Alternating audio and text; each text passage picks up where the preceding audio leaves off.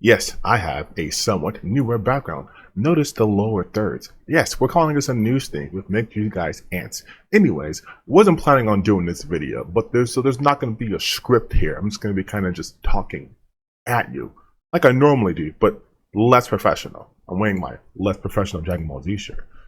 But today I want to talk about Benny Johnson. Now, Benny Johnson is a journalist for Turning Point USA, or at the very least, it works with them. He also has many hit tweets that are completely factually correct, such as this one, and this one too. And here's his third one. Also, real quick, he's really upset that they attacked the church. The trans terrorists attacked the church. I wonder how he feels about this church being firebombed because they were going to host a drag event. I wonder if he's going to have the same energy for that he has for the other stuff. But that's a different topic. What I do want to talk about is this tweet. Him talking about all the shootings that have happened that have been with the evil trans people, the trans terrorists. They're radicalizing people into terrorism, you guys. They're radicalizing because 4 people did awful, terrible things. Now, again, I'm not going to diminish the fact that these people did in fact commit mass shootings. However, I would like to, highlight the fact that he's wrong about this. Yes, there have been transgender people who commit the shootings, but let's look at that in the totality of things, because everyone seems to want to suddenly play a numbers game. Let's play the numbers game. If we look at this article from the Mother Jones, and don't worry, I have other sources too. I know how you guys hate facts. You can see that, here, they have a lot to say about the whole guns not killing people. And these are obviously tweets, quote tweets from Republicans. You have our favorite gal, Marjorie Taylor Greene. You also have stuff from Tucker Carlson. You have this from Benny Johnson. Weird. Benny Johnson once again on the list. That's strange. Didn't think he'd be on here again.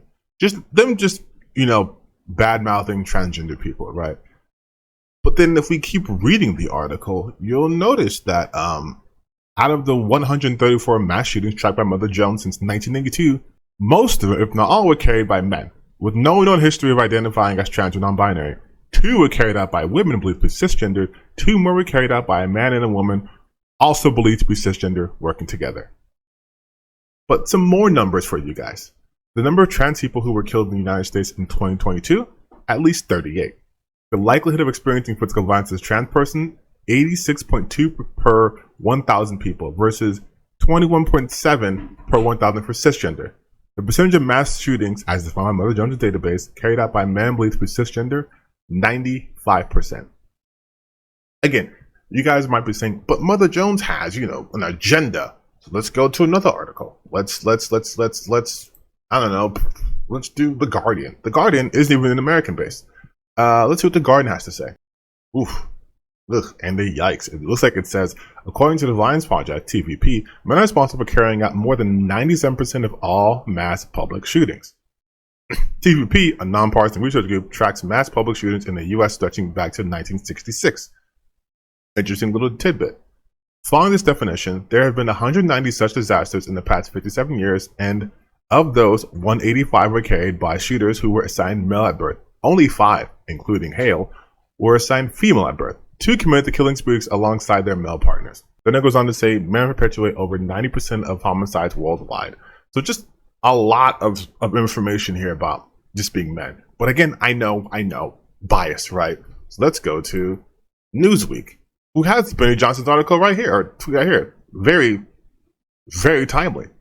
There we go. While some use the apparent prevalence of shootings by transgender individuals to highlight mental health concerns, others point out there had already been more than 100 mass shootings in 2023 alone. That's this year.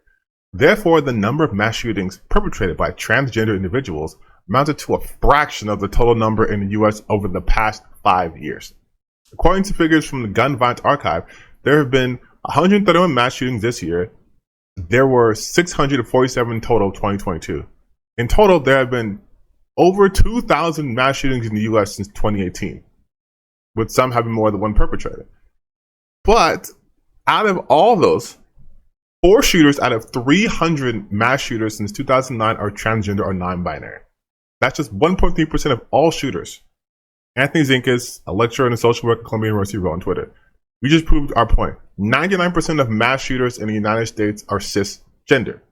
According to Williams Institute, around 0.6% of Americans over the age of 13 identify as transgender. 3 of these shooters identify as transgender, with 1 later identified as non-binary. An exact number of shooters involved in such incidents and whether they may have been more transgender shooters than listed remains unclear." And then going back real quick to Benny Johnson.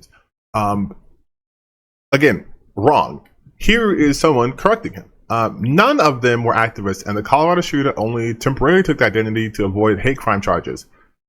And then the same impression before, most shootings over the last 5 years means trans folks are less likely to be perpetrators than cis people. They're also more likely to be the ones experiencing the violence, like the LGBTQ club that got shot up in Colorado. But again, I am just this dirty leftist and I'm being biased. So let me go to a website that I know for a fact leans right wing, the Washington Examiner.